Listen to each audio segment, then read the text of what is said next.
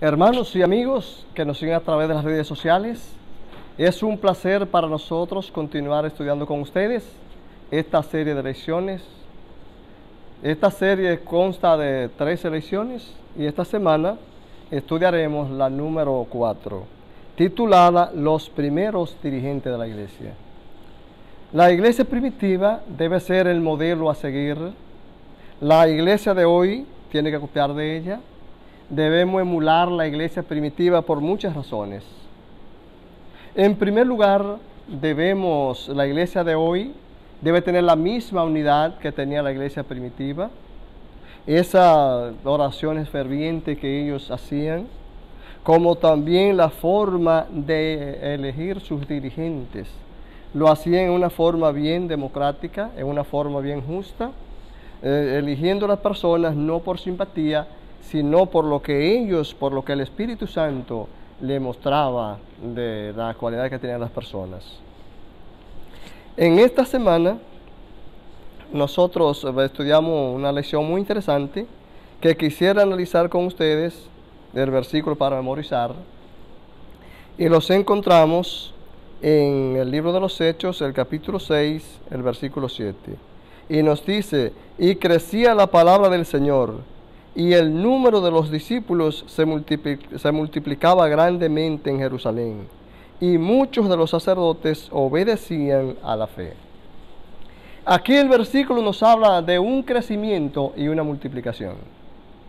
Y crecía la palabra del Señor, y el número de los discípulos se multiplicaba. Parece que la multiplicación era el resultado del crecimiento. Pero ¿qué era lo que crecía y qué era lo que se multiplicaba? Lo que crecía era la palabra. Pero ¿cómo crecía la palabra del Señor? ¿En qué forma? La palabra del Señor crecía en enseñanza. La gente conocía la palabra de Dios. Se le predicaba a la gente de Jesús. Se le daba a conocer a Jesús a través de su palabra. Y el resultado era que entonces la gente se convertía, porque la palabra de Dios cambia. La palabra de Dios transforma. Porque la palabra que yo os he hablado, ellas son espíritu y son vida. Porque no solo de pan vive el hombre, sino de toda palabra que sale de la boca de Dios. Di la palabra y mi criado sanará. Siendo que la palabra de Dios tiene poder, la palabra crecía y automáticamente el número de los discípulos entonces se multiplicaba. Es diferente a lo que nosotros queremos hacer hoy. Lo que nosotros pretendemos hacer es contraproducente. Queremos que se multiplique el número sin que antes la palabra crezca en la palabra. Primero debemos que haya un crecimiento en la palabra y luego vendrá el crecimiento en número. Eso es automático. La iglesia de Dios debe crecer en dos direcciones. Debe crecer en forma vertical y en forma horizontal, en forma calitativa y en forma cuantitativa también. Pero de estos dos crecimientos, nosotros en cualquiera de los dos desempeñamos un gran papel. Si yo quiero que la iglesia crezca en calidad, debo crecer personalmente. Cuando yo crezco, la iglesia crece.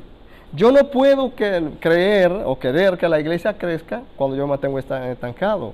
Debo crecer yo, y cuando yo crezco, entonces es cuando la iglesia va a crecer. Y debo ser mejor cristiano, debo dar mejor testimonio, debo ser más obediente a la palabra de Dios. Y en cuanto a la numerología, en cuanto a número ahora, en cantidad, también a medida que nosotros predicamos la palabra, entonces a medida que hacemos crecer la palabra, entonces el número se va a multiplicar. De manera que Dios quiere que su iglesia crezca en forma calitativa y en forma cuantitativa también. Y quiero poner un ejemplo de lo que Dios hace. Las cosas de Dios a veces yo no lo entiendo mucho, pero sí puedo ver en la forma como Dios actúa. Cuando Dios hizo la creación, cuando creó el universo, el deseo de Dios era que la tierra se llenara de seres humanos. Pero Dios hizo a Adán y a Eva y le dio la orden, dijo que se multiplicaran y que llenaran la tierra. Siendo que su deseo era que la tierra se llenara, empezó con Adán y Eva. De igual manera, el deseo de Dios, dice la Biblia, que Dios quiere que todos los hombres sean salvos y vengan al conocimiento de la verdad. ¿Y por qué entonces Dios empezó su iglesia con 12 personas? Bueno, porque nos encargó a nosotros también que llenáramos la tierra. Fue el encargo que le hizo a los discípulos y también a nosotros. Entonces la iglesia debe crecer así como la humanidad empezó con Adán y Eva, y hoy la demografía sobrepasa los 7.000 millones. De igual manera, esa iglesia que empezó con 12 apóstoles también debe llenar toda la tierra. Todos los que han de ser salvos vendrán al conocimiento de la verdad antes que se termine la gracia. Pasamos a la parte del domingo, donde aquí vamos a estudiar la elección de los 7. Nosotros aquí, hoy en nuestro rastreo por la Biblia, continuando con el estudio de los Hechos, hoy llegamos al capítulo 6. Y del capítulo 6 nosotros tenemos muchas cosas que aprender. Podemos ver, entre otras, que nosotros podemos hacer muchas cosas sin tener que dejar de hacer otras. Es lo que dice Mateo 23:23, cuando nos dice, esto era necesario hacer sin dejar de hacer lo otro. ¿Por qué? Dice aquí, en la cita que ustedes pueden ver, lo van a encontrar acá, en Hechos 6:1, y como creciera el número de los discípulos en aquellos días, hubo murmuración de los griegos contra los hebreos, de que las viudas de aquellos eran desatendidas. O sea, la iglesia crecía, y dice aquí entonces que hubo murmuración de los griegos contra los hebreos, de que las viudas de estos eran desatendidas en la distribución diaria. Pero debemos preguntarnos, ¿quiénes eran los griegos y quiénes eran los hebreos? Los hebreos eran nativos de Palestina y como tal hablaban su idioma, hablaban arameo, que era el idioma que se hablaba en ese tiempo.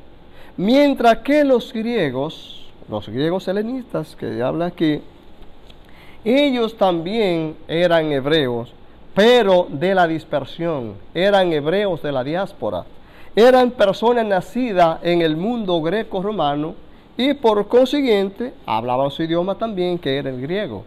Así que ahí había muchos problemas entre ellos, porque el problema principal no era idiomático, no solamente en el idioma tenían problemas, sino también en lo cultural. Es que la cultura hebrea y la cultura griega es muy diferente. Hay una diferencia abismal, hay mucha discrepancia entre las dos. Es que los hebreos, ellos se van por la fe, mientras que los griegos se van por la investigación. Entonces, había diferencia de cultura también, y por eso cuando la Biblia habla que de los griegos helenistas, también eran judíos, pero eran de la diáspora, eran de la dispersión, eran personas que solamente conocían el griego. Bueno, para que tengan una idea mejor, se lo voy a ilustrar con algo. Nosotros, los adventistas que vivimos aquí en Nueva York, siendo que la ciudad de Nueva York debe ser quizás la ciudad más heterogénea del mundo. Aquí nosotros hablamos mucho de la etnia. Los adventistas hablamos de los grupos étnicos, refiriéndonos a las personas que hablan inglés, los que hablan portugués, los que hablamos hispano, los de habla hispana, los que hablan francés, así que los diferentes grupos étnicos. Así ocurría entre los griegos y los hebreos. Tenían diferencia idiomática como también culturales, pero todos pertenecían a la iglesia del Señor. Así que entonces llegó hasta los oídos de los discípulos esta queja de los griegos contra los hebreos, de que las viudas de ellos eran desatendidas. Los discípulos acataron esto muy bien porque ellos usaron la telemetría y entendieron que más tarde esto podía degenerar en una división de la iglesia. La iglesia se podía dividir. Así que ellos entonces, adelantándose a los problemas, para evitar estas cosas, por consenso tomaron la siguiente idea. Ellos acordaron elegir a 7 personas de entre ellos para que se encargaran de la distribución, mientras que ellos seguían predicando el Evangelio. Consideraron que no era justo detener el crecimiento de la palabra, detener la predicación para estar aquí en las cosas eclesiásticas. Eligieron entonces a 7 personas de entre ellos. Dice la Biblia que eran varones de buen testimonio y llenos del Espíritu Santo. Y entonces eligieron a Esteban, Felipe, Prócoro, Timón, Nicanor, Parmenas y Nicolás.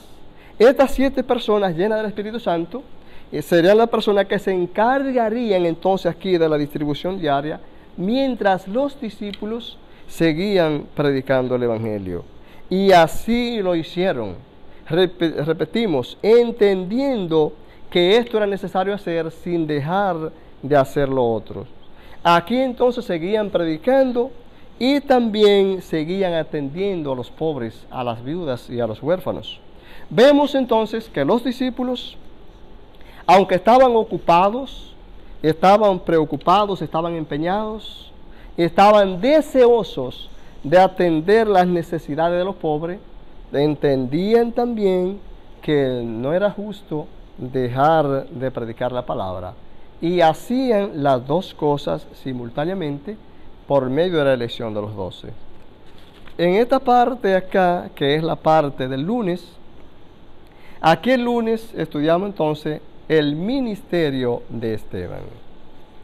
Esteban, que junto a los 7, o junto a los otros 6, no solamente se comprometió a predicar la palabra o atender aquí a las viudas, sino también la predicación de la palabra, porque ellos tampoco iban a dejar de servir aquí a las viudas para ir a la predicación, no iban a descuidar ninguna de las dos cosas.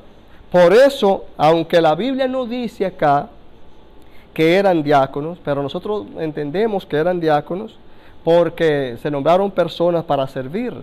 Cuando la Biblia habla de la distribución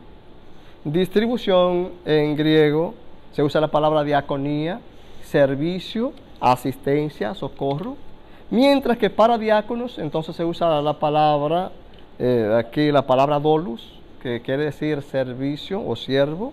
De ahí que la misma palabra también fue usada para Jesús, también se usó para Pablo. Así que de eso se trató la parte del domingo, la elección de los 12, y entonces sí, ahora aquí en la parte del lunes nos habla del ministerio de Esteban.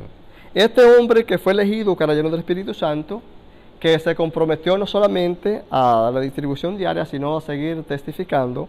Ahora estaba testificando, estaba predicando, continuaba con el crecimiento de la palabra. Este hombre, al estar lleno del Espíritu Santo, dice la Biblia, lleno de gracia y de poder, y tenía sabiduría, Dios hacía grandes cosas a través de él. Y mucha gente se estaba convirtiendo, mucha gente se estaba bautizando, y lo que estaba ocurriendo allí era grandioso. Pero el enemigo nunca deja de hacer la oposición. Había personas que se oponían y no encontraban la forma como disputar con Esteban. Trataban de hacerlo, pero no había forma, no podían con él. Recurrieron entonces al soborno. Y como usted puede ver aquí en la lección, sobornaron a algunos de ellos para que testificaran en contra de Esteban, para que dieran falsos testimonios en contra de él y dijeran que ellos lo habían oído hablar, o sea, blasfemar el Espíritu Santo, a blasfemar acerca de Moisés, blasfemar a Dios, blasfemar de la ley de Dios, como también blasfemar el templo, el santuario. Entonces, le hicieron esa acusación a Esteban, y con esa tremenda acusación lo llevaron al Sanedrín, que es la parte que ya estoy aquí en la parte del martes, y lo llevan al Sanedrín acusado de estas 4 cosas, entre otras. Llevar a una persona al Sanedrín acusado, o sea, de esta acusación que ellos le hacían a Esteban, era muy difícil que el individuo pudiera sobrevivir. Humanamente era imposible. Los cargos que pesaban contra Esteban no era cosa de poca monta. Llevar a una persona al Sanedrín acusada de blasfemar contra Moisés, su líder, y contra lo que Moisés había enseñado. De hecho, en el griego, blasfemar es injuriar, es injuria. Entonces, decir blasfemar a Moisés, su líder, y más estar en contra de sus enseñanzas, lo que Moisés había enseñado, eso no lo perdonaban. De igual forma, blasfemar el nombre de Dios, aquel Dios que ellos se jactaban en hablar del Dios de Abraham, de Isaac y de Jacob, tampoco lo iban a perdonar. Como también jamás perdonarían lo que ellos entendían que era una blasfemia contra la ley de Dios, si ellos eran enfermos con la Torá. A nadie ellos le iban a permitir eso. Y el cuarto cargo que el cual lo querían instruir era decir que había blasfemado contra el templo, contra el santuario, de tal manera que ellos le iban a decir que él iba a destruir el templo. Sigue con esta fuerte acusación, llevaron ellos a Esteban ante el Sanedrín. Pero hicieron lo siguiente: le permitieron hacer su defensa. Algo interesante fue que ellos permitieron que Esteban se defendiera. Y vamos aquí ahora a la parte del martes. La parte del martes que nos habla de Esteban, o la misma parte del martes, la misma parte que nos habla del Sanedrín. Lo llevaron acusado, pero Esteban hicieron algo bueno. Ellos entendían, no eran ignorantes, que el individuo tiene derecho a réplica. Ellos entendían que Esteban tenía derecho a defenderse. Y entonces le permitieron la defensa. Y veamos, podemos ver cómo Esteban lo hizo en una forma magistral. Se fue desde el principio, podemos ir desde lo etimológico, y empezó hablando acerca de Abraham. Aunque él no lo hacía como para defenderse, pero Abraham para ellos era una gran cosa. Ellos decían ser hijos de Abraham. Después de hablarle de Abraham, y que Abraham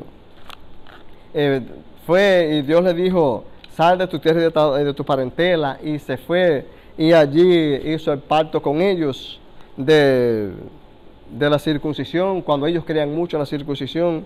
También le habló de Isaac, le habló de Jacob. Y al hablarle a ellos de Abraham, Isaac y Jacob, eso era algo grande para ellos. Pero también siguió hablando y le habló de los 12 hijos de Jacob. Le habló de los patriarcas. Los patriarcas, los 12 hijos de Jacob, llevaban, las 12 tribus llevaban el nombre de ellos. Así que eso era algo grande para ellos. Aunque él no lo hacía, repito, como para defenderse, pero lo que estamos diciendo es una gran verdad.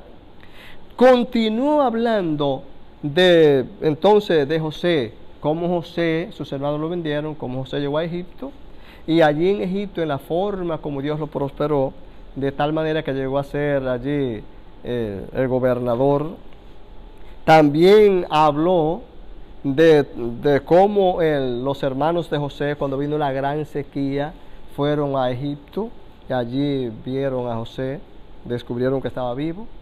Y más que eso, sigue diciendo de la forma como el pueblo entró a Egipto, como Jacob después, entonces, ya sabiendo que su hijo estaba en Egipto y que era gobernador, reunió todo lo que tenía, todo su ganado, todos, como también toda su parentela, desde el más grande hasta el más pequeño.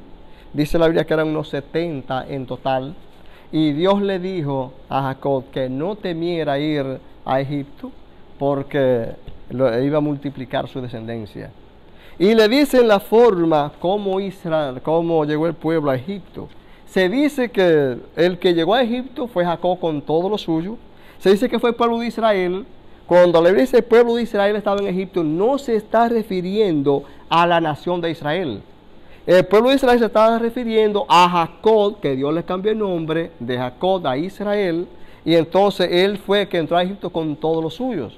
Por eso se dice que el pueblo de Israel estaba en Egipto. Y entonces la forma como habla del nacimiento de Moisés, en la forma como Dios lo libertó a través de Moisés. También le dice que Moisés duró 40 años en Egipto, 40 años en el desierto, y Dios le llamó de allá de la zarza. Y entonces como Moisés vino y lo libertó a ellos. Todo eso, Esteban lo dice, para llevarlos a ellos entonces y hacerle entender que con todo eso ellos rechazaron a Moisés. Y que ese Moisés que ellos rechazaron era ahora que ellos estaban rechazando, que por el cual él estaba acusado, porque predicaba en nombre de ese Jesús. Este era el segundo Moisés, el cual ellos también estaban rechazando. Así que todo eso fue para caer acá en esa gran verdad, porque Esteban también era un profeta. De hecho, Esteban, aquí actuó como profeta. El nombre Esteban en griego es Estéfano y quiere decir corona, quiere decir victorioso. Sí, que este hombre habló en una forma magistral. Y ahora, en la parte del miércoles, nosotros hablamos aquí ahora, esta parte se titula Jesús en la corte celestial. Ahora llevan a Esteban con esta acusación. Continúa allí con estos 4 cargos, entre otros, en el Sanedrín.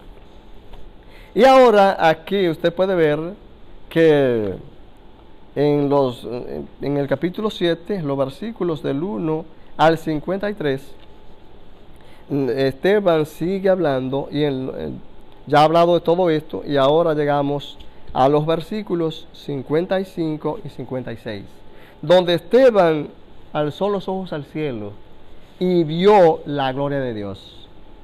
¿Te recuerda cuando Jesús dijo, no te he dicho que si cree verá la gloria de Dios? O sea, Esteban miró y vio la gloria de Dios. Y vio los cielos abiertos. Y vio el Hijo del Hombre sentado a la diestra de Dios. Esta expresión es una expresión de juicio.